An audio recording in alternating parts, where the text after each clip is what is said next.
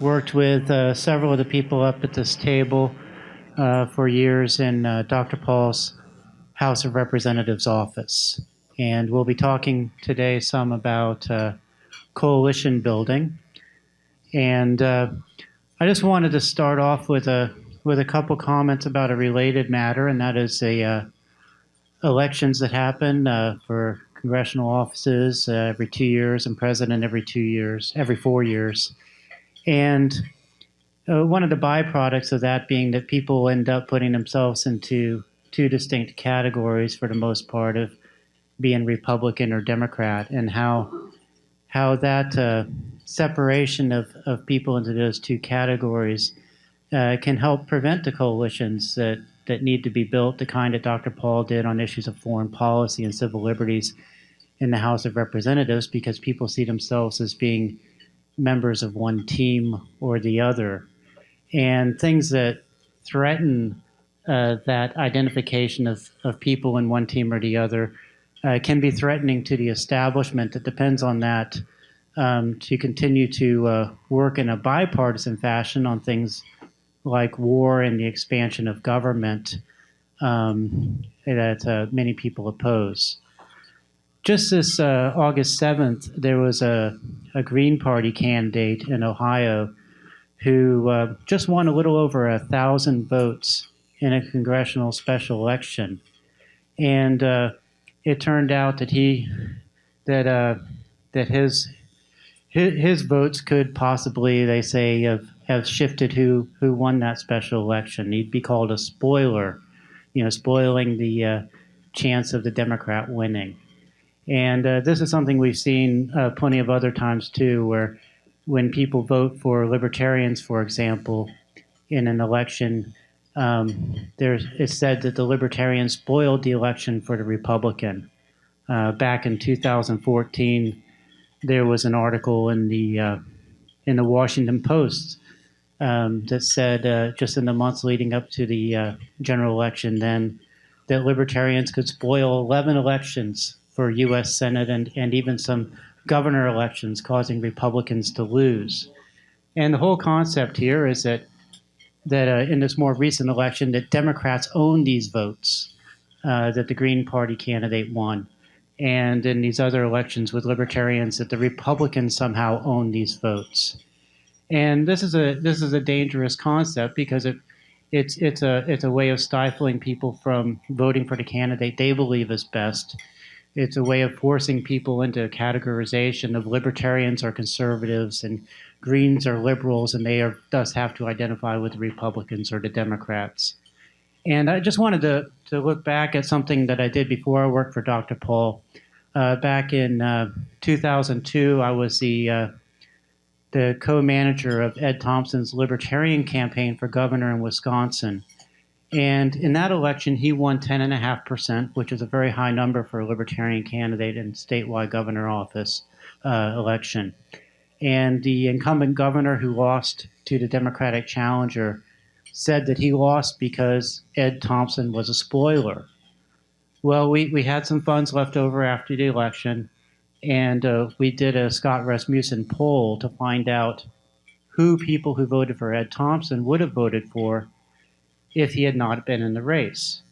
And what we found was that his votes would have gone 30% to the Republican, 30% to the Democrat, 27% to the Green Party candidate, and the other 10 or so percent of people said they wouldn't have voted at all. So it was just one example of how the media likes to portray people who stand outside the enforced norms, who decide to go their own way, voting for a third-party candidate in this instance, and other instances, standing up for civil liberties or being anti-war, and mischaracterize who they are and what they believe. And that's something we need to watch out for with this election coming up.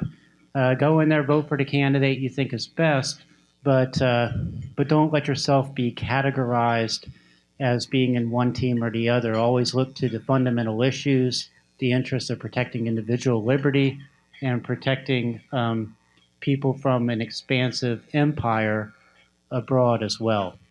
Now I'd like to introduce next person on the panel. To my left is Norman Singleton. Norman Singleton's the president of the Campaign for Liberty. And before that, he was the legislative director in Dr. Paul's House of Representatives office. Thank you. Can you hear me? Do I need to?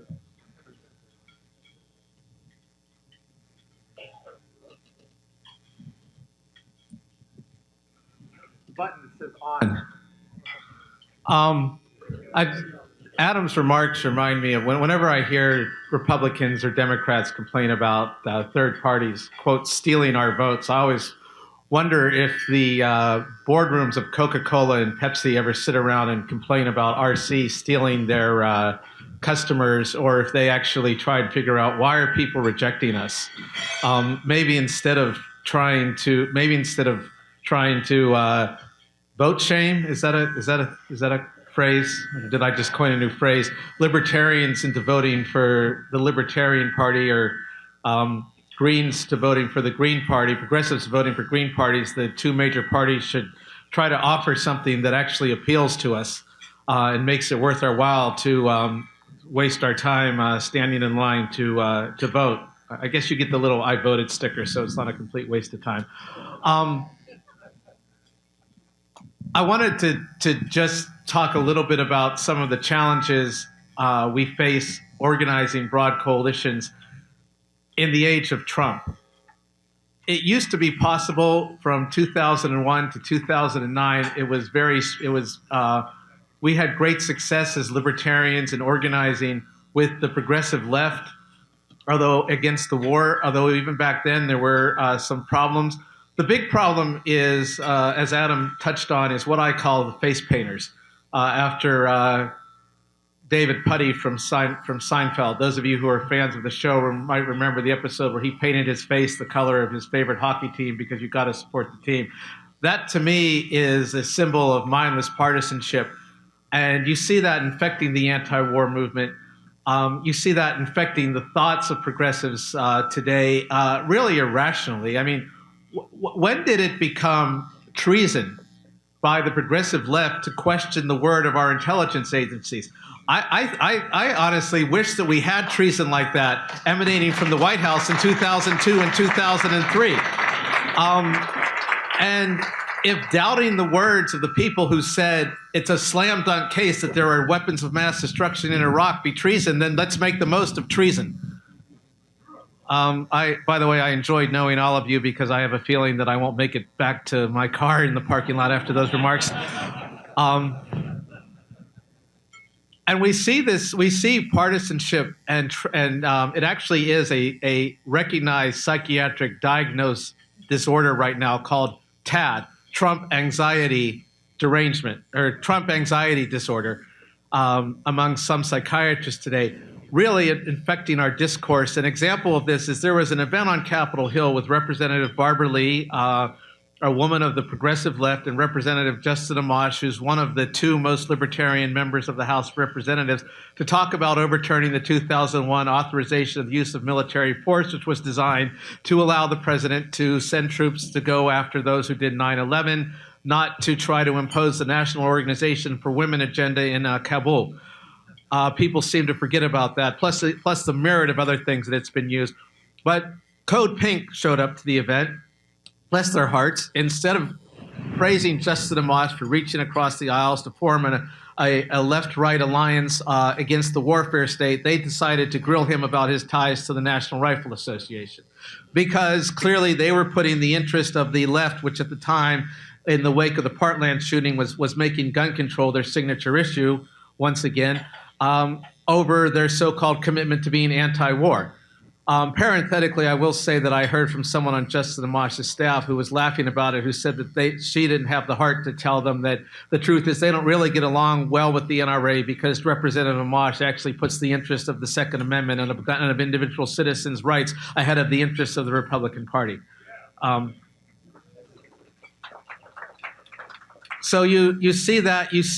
I've seen in my own coalition work on civil liberties, people who I thought were strong civil libertarians who actually were very outspoken in defense of Snowden, in opposition to President Obama's attempts to expand the wireless surveillance state, who stood with Senator Paul in his efforts to stop the renewal of 3 of the worst Patriot Act provisions. Now jumping on the entire, oh my God, Russia is coming narrative. And actually, even in one case, a journalist who I had great respect for this person's work on surveillance issues, turning in a confidential government source to the authorities because this journalist became convinced that they were actually acting as a Putin agent. The world has gone crazy. So I think this is a problem. I don't know how to solve it, but I think being aware that it's a problem is the first step in finding a solution to it. The best we can do is continue to promote our ideas. And as Daniel said, we need to continue to remain kind of above the partisan fray, not Trump haters, not Trump lovers. I do see this creeping into the libertarian movement. Unfortunately, TAD, Trump anxiety disorder, has come into a lot of libertarians I see, some of whom are on the verge of actually betraying their ideals, because whenever Trump does something that we would agree with, whether it's not start a new Cold War, whether it's not nuke North Korea, they either downplay it or they find a reason to dismiss its long-term significance. On the other hand, I had libertarians who defend all the spending, who defend all the warmongering, all the saber rattling, all the assaults on civil liberties, with the argument that I just am not bright enough to understand President Trump's 4-dimensional chess. I may not understand 4-dimensional chess, but I can read I can read a figure of numbers, and I know that what an increase in spending looks like versus a decrease in spending. I know what an increase in the military-industrial complex's budget looks like, and I know what that money is used for. And I know that for all the good things that President Trump has done in foreign policy, the fact is that you can't remain anti-war. You can't be credibly anti-war when you keep throwing money at the Pentagon. One final point, because I've talked about progressive, I've talked about libertarians. I want to spend a moment, if I can, without going over my allotted time, on conservatives. Conservatives need to end their love affair with the warfare state, or they need to stop pretending to be fiscal conservatives, because it's clearly you can't be both. And the reason that I think that it's coming now is the math is just not going to hold up any longer. They can't continue to say we're for lower taxes, lower spending, but we want to continually fund this insane global crusade. Again, the numbers just aren't there, and you've already had one war hawk senator, Senator Lindsey Graham of, well, he's supposedly from South Carolina, but he's actually the deep state's favorite senator, say that he would gladly work with the left on increasing taxes if the left would agree to protect and expand the Pentagon's budget. That conflict is real, it's coming, and a lot of conservatives try to paper over that difference. I've even been told that what Rand Paul and people like myself need to understand is that we can't have good tax policy until we come to an agreement with Lindsey Graham, which means that we have to stop complaining about Pentagon spending, which is not just an ideological error, it's a reality error, it's mathematics. And I would say that those of us in this room who are libertarian, who work with conservatives on issues like repealing Obamacare and limiting spending, we have to start pressing them harder and harder and harder on cutting the Pentagon's budget. And I also think that in a lot of ways, we saw this happening with the dearly departed Tea Party movement in 2009 and 2010, that fiscal conservatism, if the message is presented in a way that talks about you have to include the Pentagon, can really be a gateway drug into adding that final piece of their worldview that's missing, which is a non-interventionist foreign policy. And so I think that that's something that we should redouble our efforts with our conservative, misguided friends on foreign policy and on Pentagon spending yet. on Pentagon spending, and hopefully we can win a few more converts over to our cause. And we'll probably never get Lindsey Graham. Will never show up at a Ron Paul Institute for Peace and Prosperity conference. He's more likely to have a conference on war and poverty. But we might be able to make him the outlier in foreign policy and make Rand Paul and others the mainstream voice in the Republican Party. At least that's my crazy dream.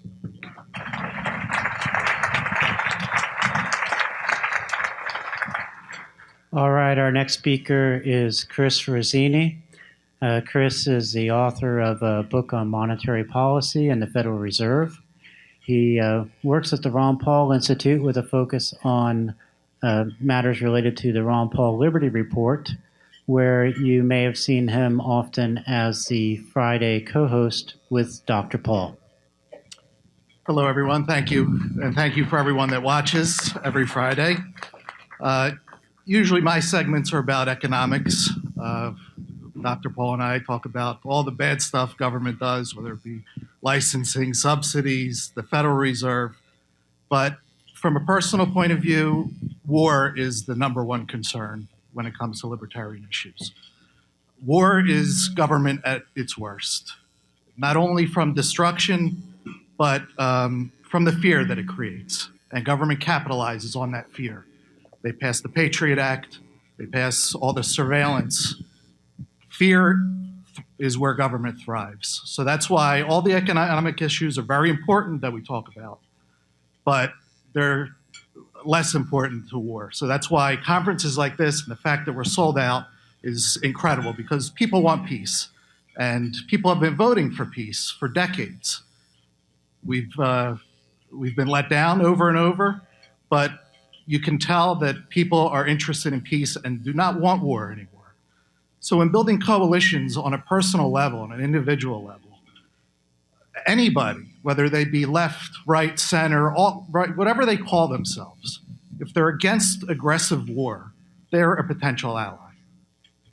That's how I view it. And then you worry about the other stuff, talk about the minimum wage with them afterwards. But the more anti-war people that we have in this country, it will stop the wars. If you think about Vietnam, and even recently with President Obama in Syria, it was public support or public opposition that ended those wars and prevented the Syrian bombing from starting. So government will fight the wars that it can get away with. And if they can't get away with it with people that know and understand the Constitution, you know, war is for defending yourself, and it's the last possible thing that you should do. You know, anybody that has family like I did that went through World War II, if you hear the stories of what they went through, it's horrendous. But we're so sheltered here in America that it's out of sight and out of mind. But hopefully our conference reaches more and more people to get them against war, and that's on an individual level. If they're socialists, whatever they call themselves, if they're anti-war on that one issue, be with them, spread the message, and you know, when we stop wars, we stop the worst of government.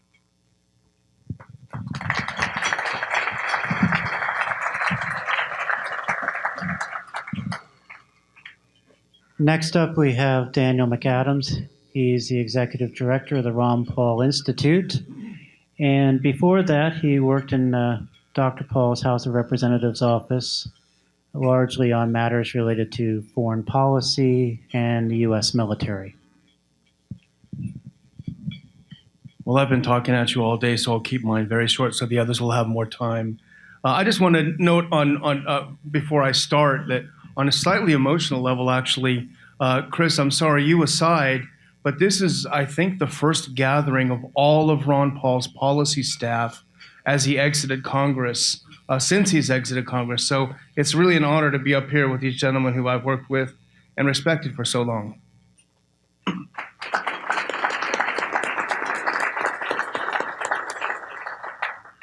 The Washington Times had a piece, and the mainstream media does it all the time. Periodically, it's almost like they have a schedule. They had a piece out last week or a few days ago, Ron Paul on the cover. I wasn't going to buy it, but I grabbed it with the thought of it, and the thing was so thin, it was like tissue paper. I thought, wow, this used to be kind of a hefty paper. They wanted $1.50 for it. But it was Ron Paul on the cover, and it was the same old story. You rewrite it over and over, all the lazy journalists.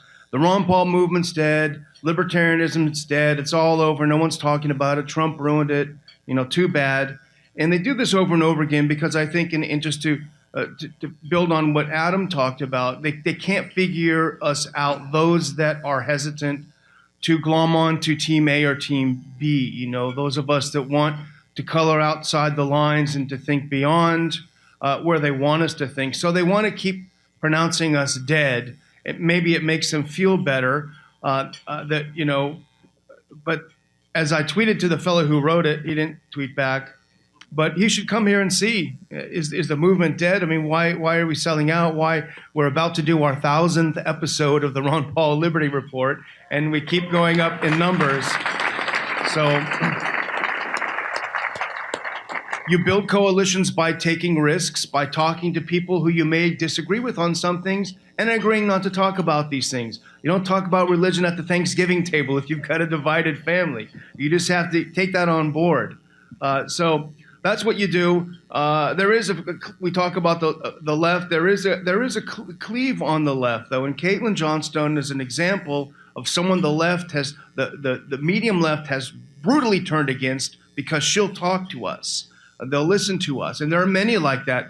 I don't know how many of you read the Black Agenda report. It's the voice of the black left. We may not agree on a lot of things, but you want to talk about some serious, hardcore anti-war articles, and also articles condemning the mainstream press for its attacks on Trump based on the idiocy of Russiagate. So there are a lot of things happening, interesting things happening on the left as well, that we've got to open ourselves up to before they're all banned from Twitter and try to read.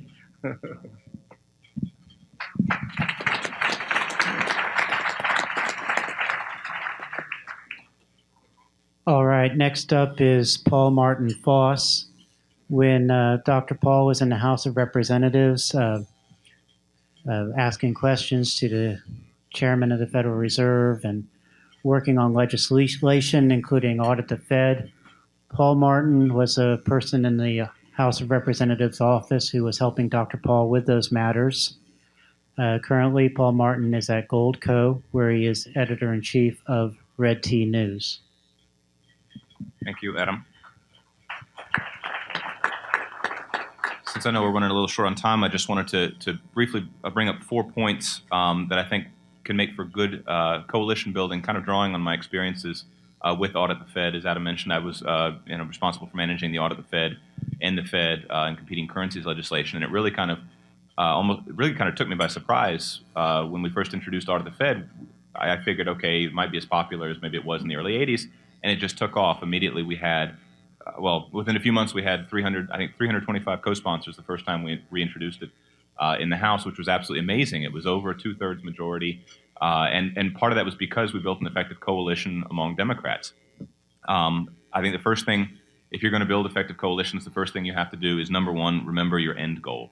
Your goal is to make, whether it's auditing the Fed, ending war, constitutional carry, whatever issue you're working on, is remember that end goal. Do not get sucked into politics.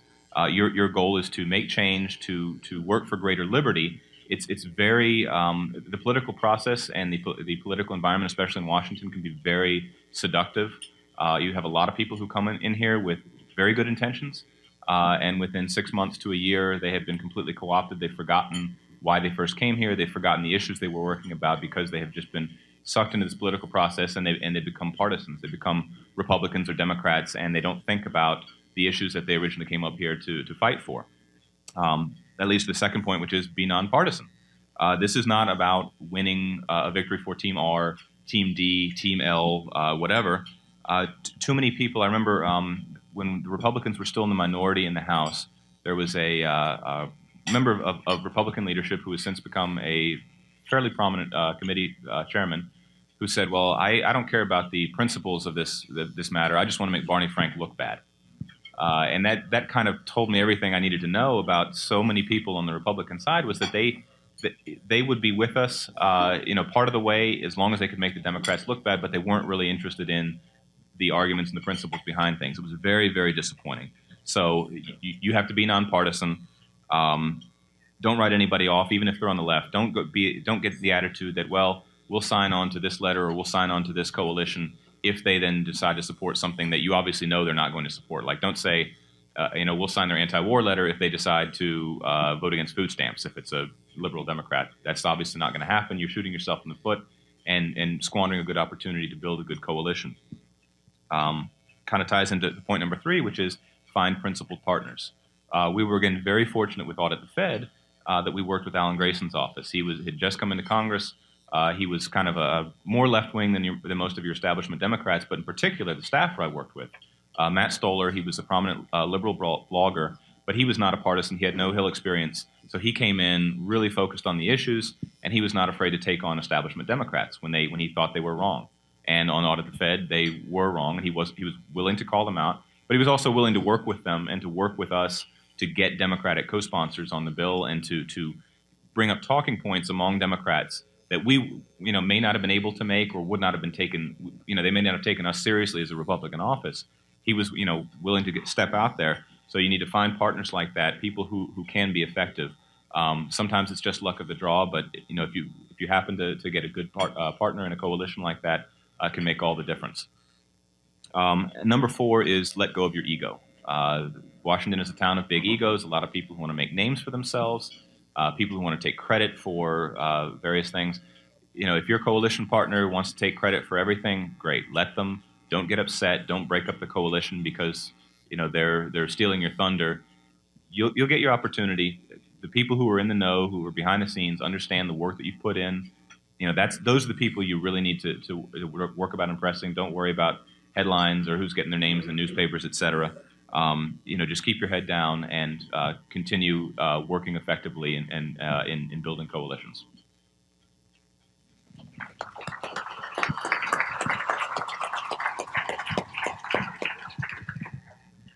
All right, last up we have Jeff Deist, who in Dr. Paul's House of Representatives office helped Dr. Paul with media and then later worked as Dr. Paul's chief of staff.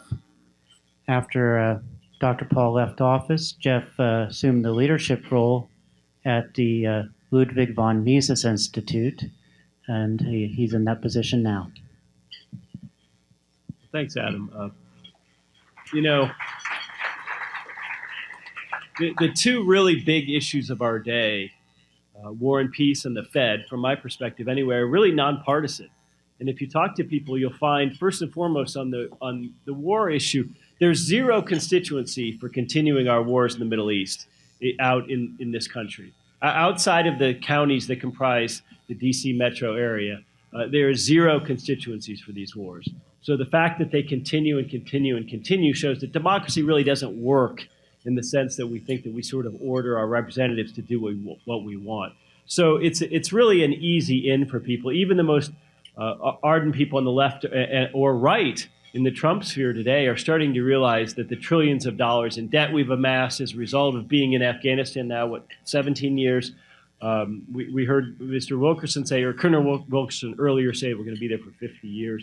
There's just no appetite for these things. And eventually, that lack of an appetite has to filter down into the voting process and start electing some reps and some senators who just aren't interested in continuing these things. And it's obviously a great crossover issue because people on the left are more anti-war than left politicians, I would say, and left members of Congress. They tend to run a little scared once they get here and once they find out who the paymasters are in terms of plum committee assignments and developing a big campaign war chest and that sort of thing. But when it comes to the Fed, what's so great about it is that the American people don't really understand the Fed, and that's no crime. There are monetary economists who don't really understand how the Fed works mechanically. There's some complexity to it, and it doesn't lend itself to sound bites. But people smell a rat.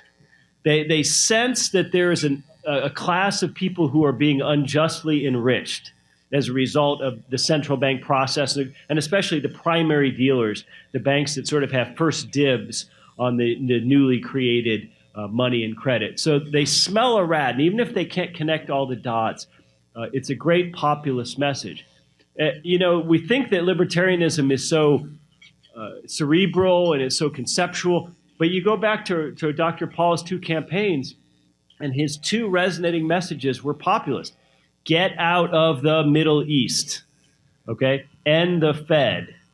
Both of these had great emotional pull. They were great campaign slogans. They appealed to people across ideological lines. And I think it's really where we ought to be focusing our efforts, because so many terrible things in government flow from the Federal Reserve, which of course makes it possible for Congress to spend more than it collects in taxes, and from war, which it sort of immunizes us to the human condition and makes us also more willing to accept police brutality at home, militarization of police at home, TSA groping us. It sort of denudes, I think, our spirit here at home. So war and the Fed all day long, as far as I'm concerned.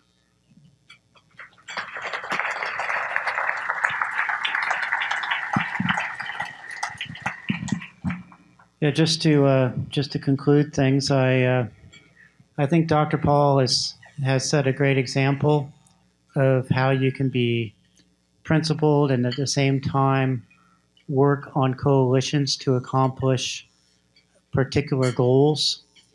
And that's something that he's done. That's something he continues to do. And one thing I've heard Dr. Paul say many times that I believe is true, and people need to think on when they try to reach across to work with people who have different ideas on other issues, is that liberty brings people together. And that was true in Dr. Paul's campaign, and that's true when we try to work with people who may differ on other issues. Let's find those areas where liberty can bring us together and work for some positive change.